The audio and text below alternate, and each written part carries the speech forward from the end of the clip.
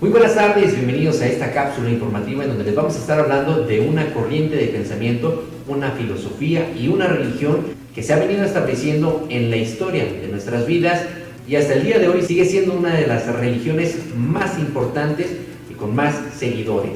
Les hablamos del cristianismo y por eso hemos invitado a un experto en la materia para que platique con nosotros sobre qué es, los orígenes y sobre todo los principales autores y cuáles fueron sus pensamientos. Muy buenas tardes, David, bienvenido. Muy buenas tardes, Raúl. Buenas tardes.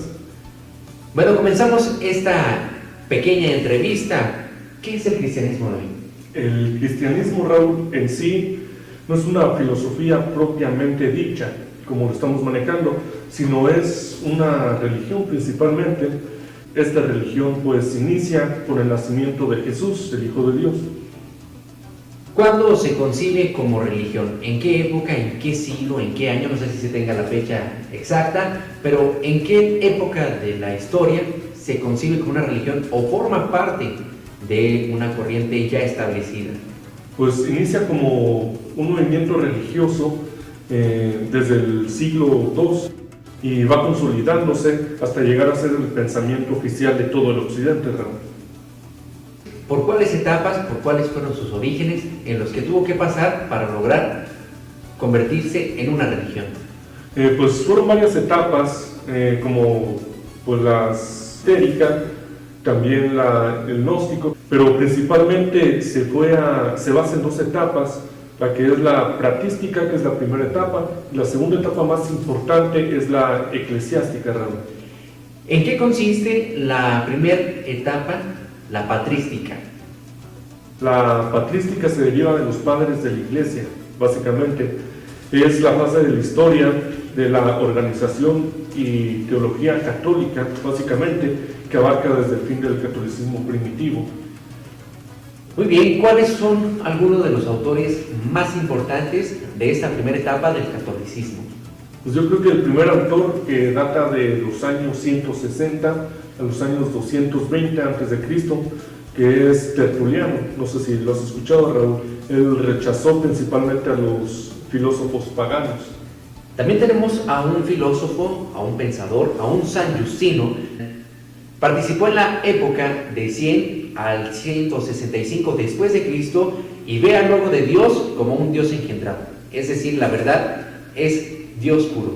Así de Raúl. También llega a mi mente San Agustín, que estuvo entre los años 354 a 430, Raúl. Y pues San Agustín es el creador del sistema filosófico cristiano más influyente de la Edad Media.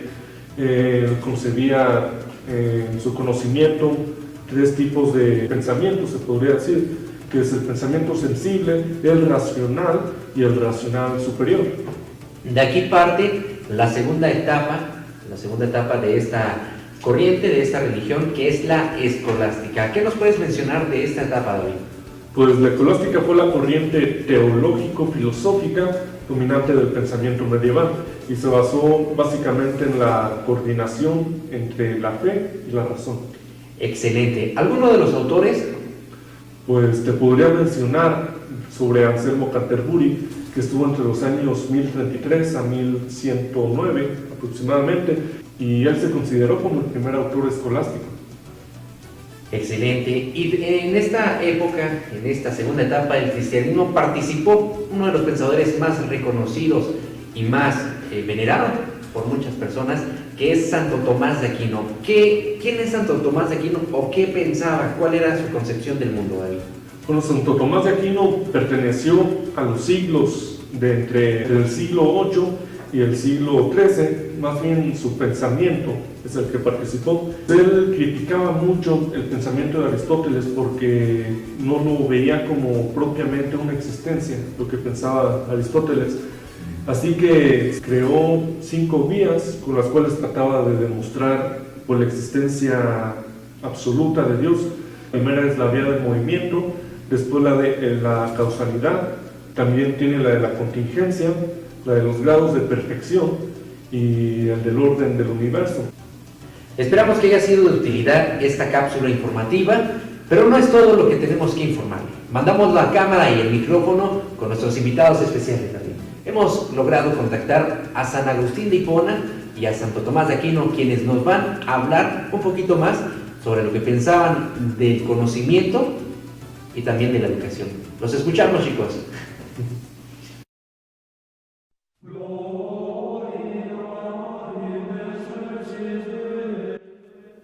Muy buenas tardes, David. Muy buenas tardes, Raúl. Bueno, pues yo soy San Agustín de Hipona. Nací en Tagaste el 13 de noviembre del 354 y morí el 28 de agosto de 430 a.C.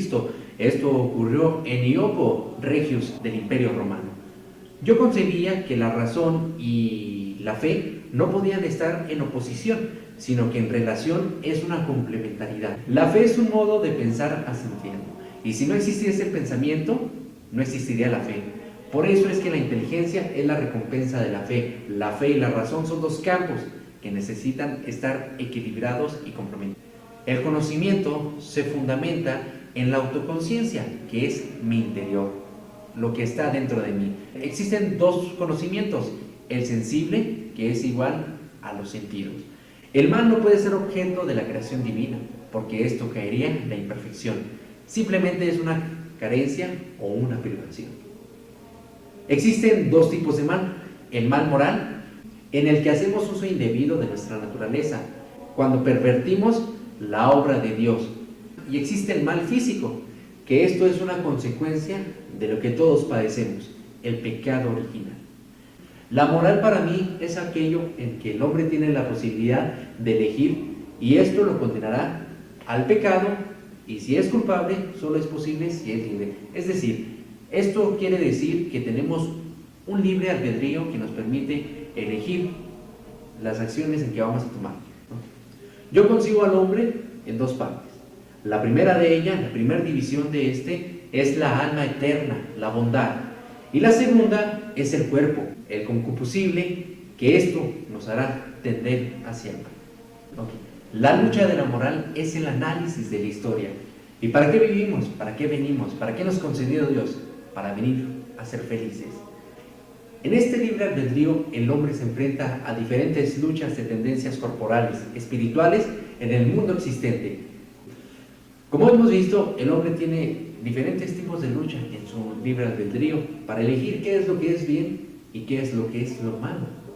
Así es como tenemos tendencias de luchas corporales y espirituales, en las cuales debemos saber cuál es el camino correcto, cuál es el camino que nos llevará a Dios. Espero que les haya resuelto las dudas sobre mi personaje, sobre la concepción del mundo en la educación. La educación para mí es la moral, aquello que se debe aprender para poder elegir lo que es bueno y lo que es malo, para poder tener un libre albedrío, libre de pecados. Hasta la próxima.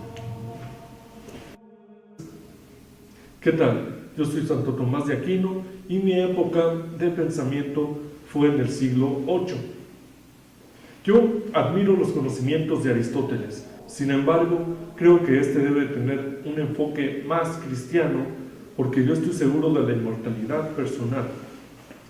Yo puedo comprobar la existencia de Dios por medio de mis 5 vías.